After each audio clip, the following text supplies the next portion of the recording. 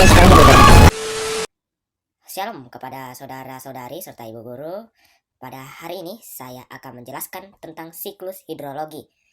Siklus hidrologi ini akan saya jelaskan dalam bentuk gambar agar kita dapat lebih mengerti bagaimana proses hidrologi berlanjut. Oke, mari kita mulai. Tapi sebelum itu, jangan lupa tonton videonya sampai habis. Oke, mari kita mulai penjelasan dari siklus hidrologi. Nah, siklus hidrologi ini dimulai dari yang pertama kali, yaitu evaporasi.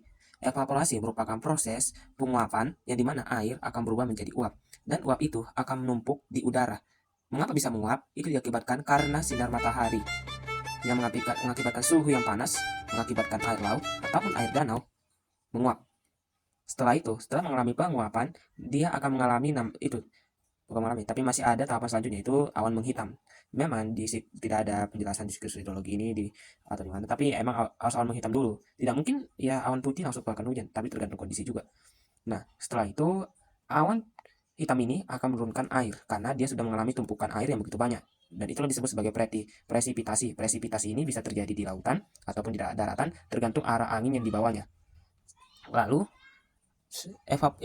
proses penguapan ini tidak hanya terjadi di lautan ataupun di danau, namun juga terjadi pada tumbuhan atau yang nama lainnya transpirasi, di mana stomata pada tumbuhan akan mengalami penguapan akibat karena sinar matahari yang menuju pada tanaman.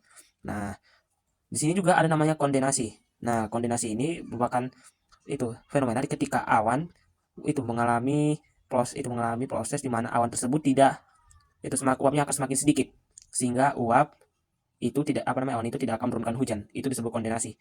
Lalu di sini awan-awan ini akan menuju ke pegunungan.